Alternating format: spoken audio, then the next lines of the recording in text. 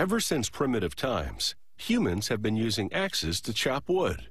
The first axes were simple sharpened stones, but when a handle was added about 35,000 years ago, it increased the force that could be applied with each strike, and that gave the axe much greater impact. Today, the axe hasn't lost its edge. Despite the proliferation of mechanized tools, it offers a low-tech, hands-on way to get the job done. A modern axe starts as a cylinder of high-quality steel. A ram nudges it into an induction furnace. The intense heat makes the steel white-hot and pliable, allowing it to be stretched and shaped. A powerful press then pounds the steel into a series of dies to further define the axe profile. A cutter head trims the edges. Operators now transfer the axe to another ram, which presses it into a die to straighten and level it.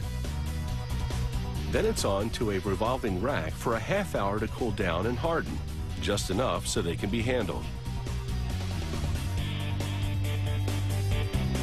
A worker loads dozens of the axes into a tumbler. They are tossed about with tiny steel pellets, and the resulting friction rubs scale from the surface of the steel and also smooths the edges.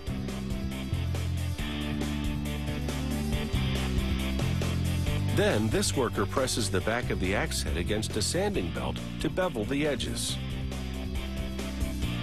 He sands the sides of the axe head for a smooth finish. In just seconds, he sharpens both sides of the cutting edge. It takes well-honed skills to do this with such quick precision. He then polishes the neck of the axe against a narrower, finer grit sanding belt. And it's time for a dip in a special solution heated to 1500 degrees Fahrenheit. They then quench the red-hot steel in warm oil. The abrupt temperature change hardens the metal, so it's tough enough for any woodchopping job. At the next station, a worker assembles pre-punched leather and plastic rings to build the axe grip. She places the black and white plastic rings at each end of the leather pack to give the grip a customized look. The rings get progressively smaller as she tapers the grip to fit the throat of the axe handle. It takes about 36 of the leather rings and 6 plastic ones to make one grip. She transfers the grip pack to an assembly press and inserts the lower part of the axe, which has been lubricated with beeswax, into the grip's center holes. A hydraulic ram drives it through. The lubrication ensures this job doesn't hit any snags.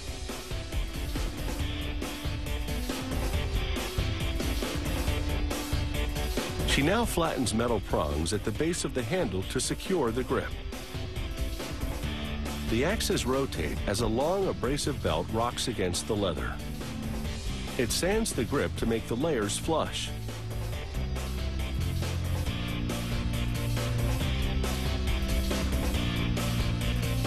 A worker finishes off the job with a particularly aggressive sanding.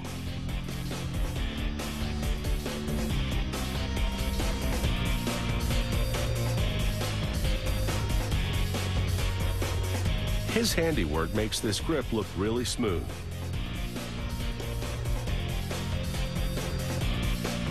A dip in clear lacquer brings out the grain of the various pieces of leather, and they appear to merge into one.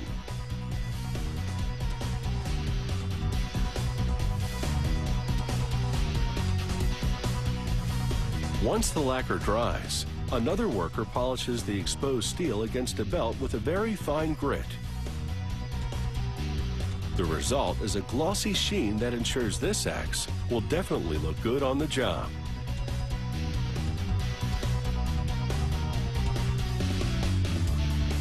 It takes about 2 days to make one of these axes, but they're designed to last a lifetime.